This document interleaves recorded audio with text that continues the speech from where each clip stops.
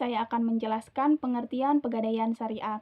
Menurut Kitab Undang-Undang Hukum Perdata pasal 1150, gadai adalah suatu hak yang diperoleh seorang yang mempunyai piutang atas suatu barang yang bergerak. Gadai dalam fikih disebut rahan yang menurut bahasa adalah nama barang yang dijadikan sebagai jaminan kepercayaan. Sedangkan menurut syara yaitu menyandra sejumlah harta yang diserahkan sebagai jaminan secara hak tetapi dapat diambil kembali sebagai tebusan. Dari beberapa pengertian yang dikemukakan oleh para ulama dapat disimpulkan bahwa rahan merupakan perjanjian utang piutang dua atau beberapa pihak mengenai persoalan benda dan menahan sesuatu barang sebagai jaminan utang yang mempunyai nilai harta menurut pandangan syara sebagai jaminan atau ia bisa mengambil sebagian manfaat barangnya itu. Cara berdirinya pegadaian syariah. Pegadaian dikenal mulai dari Eropa, yaitu negara Italia, Inggris, dan Belanda.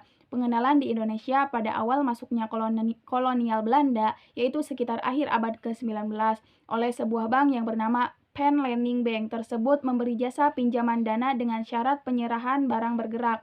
Sehingga pada bank ini pada hakikatnya sudah memberikan layanan pegadaian. Pada awal abad ke-20, pemerintah Hindia Belanda berusaha mengambil alih usaha pegadaian dan memonopolinya dengan cara mengeluarkan Staatsblad No. 131 tahun 1901. Peraturan tersebut diikuti dengan pendirian rumah gadai resmi milik pemerintah dan seterusnya diubah menjadi Dinas Pegadaian sejak berlakunya Staatsblad No. 226 tahun 1960. Selanjutnya, pegadaian milik pemerintah tetap diberi fasilitas monopoli atas kegiatan pegadaian di Indonesia. Dinas Pegadaian mengalami beberapa kali bentuk badan hukum sehingga akhirnya pada tahun 1990 menjadi perusahaan umum dan pada tahun 1990 menjadi perusahaan umum atau Perum Pegadaian melalui peraturan pemerintah No. 10 tahun 1990 tanggal 10 April 1990.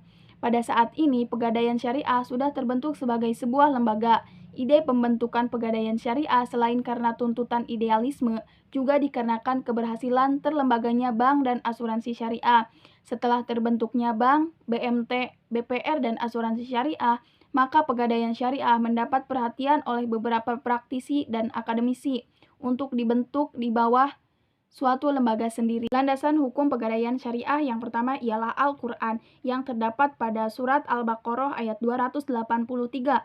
Yang kedua ialah Al-Hadis yang terdapat pada hadis riwayat Jamah kecuali Muslim dan Nasai, hadis riwayat Bukhari dan Muslim, hadis riwayat Bukhari, Ahmad, Nasai, dan Ibnu Majah, hadis riwayat Syafi'i dan Daruqutni. Yang ketiga ialah ijtihad ulama, perjanjian gadai yang diajarkan dalam Al-Quran dan Al-Hadis itu dalam pengembangan selanjutnya dilakukan oleh para fuqaha dengan jalan ijtihad. Dengan kesepakatan para ulama bahwa gadai diperbolehkan dan para ulama tidak pernah mempertentangkan kebolehannya. Demikian juga dengan landasan hukumnya.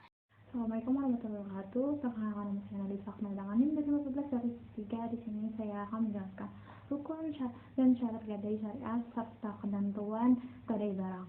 Rukun dan syarat gadai syariah. Rukunnya yang pertama al-rahin, ialah orang yang menggadaikan. Yang kedua al-murtahin, ialah orang yang menerima jaminan atau gadai itu. Yang ketiga al-marhun atau ran, ialah barang yang digadaikan. Yang keempat sijat, ijab, dan qabul, ialah kesepakatan antara rahin dan murtahin dalam melakukan transaksinya. Syaratnya, yang pertama, pihak-pihak yang melakukan perjanjian ran, yakni rahin dan murtahin, harus mengikuti syarat-syarat berikut kemampuan, yaitu berakal sehat serta mampu atau layak untuk melakukan transaksi pemilikan. Yang kedua sijat, tidak boleh terikat dengan syarat tertentu dan juga selalu waktu di masa depan. Yang ketiga ialah marhun bih atau utang, harus merupakan hak yang wajib diberikan atau diserahkan kepada pemiliknya. Memungkinkan pemanfaatan bila sesuatu menjadi utang, tidak bisa dimanfaatkan maka tidak sah, serta harus dikuantifikasi atau dapat dihitung jumlahnya. Yang keempat ialah marhun atau barang. Secara umum barang gadai harus memenuhi beberapa syarat, antara lain harus diperjualbelikan, harus berupa harta yang bernilai, marhun harus bisa dimanfaatkan secara syariah, harus diketahui keadaan fisiknya, serta harus dimiliki oleh rahin. Ketentuan gadai barang. Yang pertama, barang yang tidak boleh dijual tidak boleh digadai. Yang kedua, tidak sah menggadaikan barang rampasan atau pinjaman yang diberikan oleh orang lain sebagai pinjaman. Yang ketiga, gadai tidak sah apabila utangnya belum pasti. Yang keempat, utang piutang harus diketahui oleh kedua belah pihak. Yang kelima, gadai belum ditetapkan selama barang yang digadaikan belum diterima oleh pegadaian. Yang keenam, boleh membatalkan selama barang belum diterima oleh pegadaian. Yang ketujuh, barang gadaian yang sudah diterima oleh pegadaian tidak dapat ditarik kembali atau dibatalkan. Yang kedelapan, jika pegadaian menggunakan barang gadaian dalam bentuk atau perbuatan yang dapat menghilangkan status kepemilikan, maka batallah akad gadai itu. Yang kesembilan, akhir masa sewanya belum tiba, maka waktu membayar utangnya tidak termasuk pembatalan. Yang ke-10, jika masa membayar utang pada gadai lebih awal daripada masa sewa, maka tidaklah termasuk pembatalan gadai. Yang ke-11, pegadaian tidak wajib menanggung kerusakan barang gadai kecuali jika disengaja atau lengah.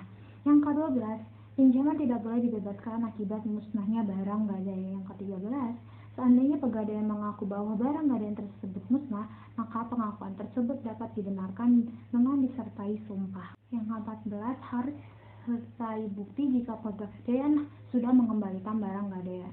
Yang ke-15, pegadaian harus mengganti barang gadaian jika lengah atau merusak barang gadaian karena sengaja. Keenam, akad perjanjian gadai. Yang pertama, akad al-qardun hasan, nasabah yang menggadaikan barangnya untuk keperluan konsumtif. Yang kedua, akad al-mudharabah, yaitu nasabah yang menggadaikan jaminannya untuk menambah modal usaha. Yang ketiga, akad bai al-muqayyadah, menginginkan menggadaikan barangnya untuk keperluan produktif. Yang ketujuh, aspek pendirian pegadaian syariah. Yang pertama, aspek legalitas. Aspek ini mengatur dalam Peraturan Pemerintah Nomor 10 Tahun 1990 tentang berdirinya lembaga gadai yang berubah dari bentuk perusahaan jawatan pegadaian menjadi perusahaan umum pegadaian. Yang kedua, aspek permodalan. Permodalan gadai syariah bisa diperoleh dengan sistem bagi hasil, seperti mengumpulkan dana atau dengan mencari sumber dana. Yang ketiga, aspek sumber daya manusia. SDM pegadaian syariah harus menentang filosofis gadai dan sistem operasionalisasi gadai syariah. Yang keempat, aspek kelembagaan. Sifat kelembagaan mempengaruhi keefektifan sebuah perusahaan gadai dapat bertahan. Yang kelima, aspek sistem dan prosedur. Sistem dan prosedur gadai syariah harus sesuai dengan prinsip-prinsip syariah yang menekankan pentingnya akan menuntut gadai syariah. Yang keenam, aspek pengawasan. Untuk jangan sampai menyalahi prinsip-prinsip syariah, maka gadai syariah harus diawasi oleh DPS.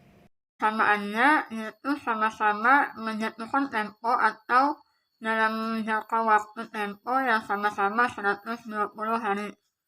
Jika telah lewat dalam waktu tersebut, maka barang yang dilelalkan atau barang yang digadaikan akan dilelalkan kembali. Selanjutnya, perbedaan antara pegadaian konvensional dengan syariah. Dalam konvensional, pegadaian mengulut bunga atau akumulatif lebih besar atau berlipat ganda.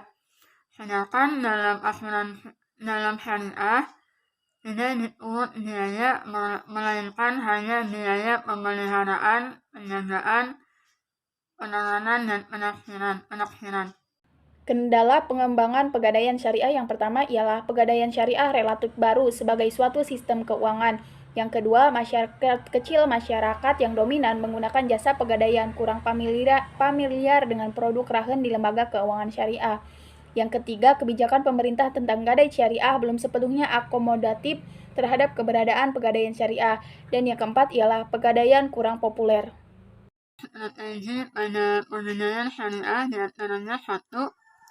Usaha untuk membentuk lembaga pegadaian syariah terus diupayakan untuk mensosialisasikan praktek pegadaian syariah di kalangan masyarakat menengah ke bawah yang sulit untuk mendapatkan sumber dana. Kemudian yang kedua, masyarakat akan lebih memilih pegadaian dibandingkan dengan bank. Dan yang ketiga, pegadaian syariah bukanlah pesaing bagi yang mengakibatkan kerugian pada lembaga keuangan syariah lainnya. Dan yang terakhir, pemerintah perlu mengakomodir keberadaan pegadaian syariah.